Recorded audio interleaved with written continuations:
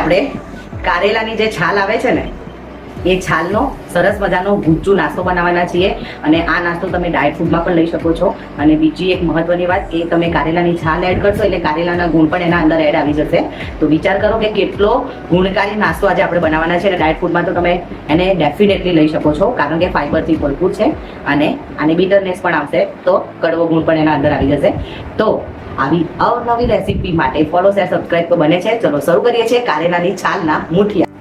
તો સ્ટાર્ટ કરીએ છીએ.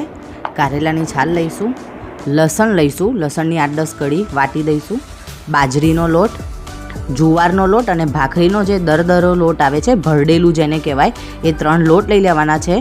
મીઠું, રેગ્યુલર સ્પાઇસીસ, રેગ્યુલર મસાલા મેં મેન્શન કર્યા છે એ લેવાના છે. ખાંડ નાખવાની છે, આદુ મરચાંની પેસ્ટ, લસણની પેસ્ટ અને કારેલાની છાલ જે આપણું સ્ટાર ઇન્ગ્રેડિયન્ટ છે. અજમો નાખીશું જેનાથી પાચન ઝડપથી થાય. તેલ નાખીશું, સિંગ તેલથી વધારે સરસ રિઝલ્ટ મળશે. અને પછી વરાળિયા માટે આપણે અહીંયા પાણી ગરમ કરવા મૂકી દીધું છે અને તેલથી ગ્રીસ કરી દીધી પ્લેટ. અને 1 બાઉલ છાશની જગ્યાએ તમે દહીં પણ લઈ શકો છો. પાણી નાખીને આવો સેમી સોફ્ટ ડો એટલે કે લોટ બાંધી દેવાનો છે અને આવી રીતે હાથની મદદથી સરસ મજાના વેલણિયા કરી દેવાના છે. અને વરાળિયા માટે એને બાફવા માટે મૂકી દેવાના છે બધા વેલણિયા. આવી રીતે સ્ટીમ કરવા મૂકવાના છે. સ્ટીમ થઈ જાય એટલે ચેક કરવાનું છે ચડી ગયું છે. આવી રીતે આસાનીથી કટ થઈ જાય છે તો આપણું વેલણિયું ચડી ગયું છે. હવે એને આવી રીતે સરસ મજાના ગોળ શેપમાં કટ કરી દઈશું.